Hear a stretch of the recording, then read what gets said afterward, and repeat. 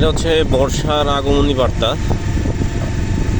Already কয়েকদিনের বৃষ্টিতে বর্ষার পানিতে একদম নদী পুরা টইটুম্বুর।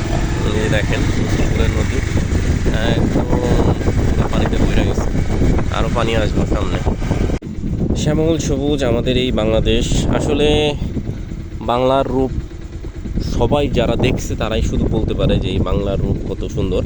তবে আমার কাছে এই বাংলার রূপটা বর্ষাকালে সব থেকে বেশি সুন্দর মনে হয়। এই যে দেখতেছেন বর্ষাকালের কয়েকদিন বৃষ্টিতেই চারদিকে পানিতে থই থই করতেছে। এই পানি আসার সাথে সাথে প্রকৃতিটা দেখেন কি সুন্দর সবুজ, মাশাআল্লাহ একদম সবুজে সমারোহ হয়ে গেছে। আমার কাছে এই জিনিসটাই ভালো লাগে। যদিও কার কাছে কোন সিজন ভালো লাগে যায় না, তবে আমার কাছে বর্ষা এবং এই পানির সিজনটা খুবই ভালো লাগে। আর এই গ্রাম বাংলার রূপ আসলে একবার যারা এই প্রাকৃতিক পরিবেশ এই সৌন্দর্য দেখছে তাদের কাছে আসলে অন্য কোনো কিছু ভালো লাগার কথাও না। সত্যি বলতে এই যে আমরা থাকি ইট পাথরের নগরীতে, ইট পাথরের যে দেয়ালের মধ্যে থাকা, আসলে এটা আর এই পরিবেশ গ্রামের পরিবেশটা এটা অন্যরকম। এটা হচ্ছে আমাদের কালিয়াকৈরের রসুলপুর এলাকা, যে দেখতে পারতেছেন। এটা আসলে বৈরাবর থেকে চান্দরার দিকে যে রোডটা গেছে এই রোড। বর্ষার পানি আসলে এই রোডটা দেখেন, এই যে মাঝখান দিয়ে কি সুন্দর রোড আর এই দুই সাইডে যে পানি, এই জিনিসটা আমার কাছে খুবই ভালো লাগে। আর আমার কাছে এমনিতেও নর্মালি পার্সোনালি আমার কাছে পানি জিনিসটা কেন জানি, বিশেষ করে এই খাল বিলের এই যখন বর্ষাকালে পানি আসে, এই জিনিসটা আমার কাছে এতটাই ভালো লাগে আমি বইলা বুঝাইতে পারবো না।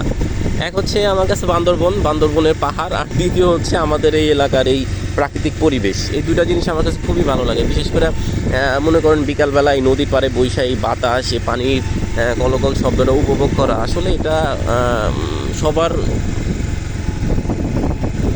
সবার মধ্যে এই জিনিসটা কাজ করে না, যাদের মধ্যে করে তাদের কাছে এটা অন্যরকম। সামনের ঘাটে কয়টা নৌকা বাঁধা আছে, চলে নৌকাগুলো আপনাদের দেখাই।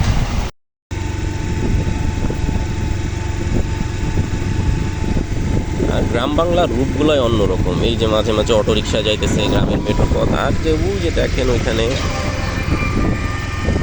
কিছু কোষা নৌকা বাঁধা আছে, খুব সুন্দর। প্রতিটা জিনিসের যেমন নেগেটিভ এবং পজিটিভ দিক আছে, ঠিক তেমনি বর্ষাকালেরও কিছু নেগেটিভ এবং পজিটিভ দিক আছে।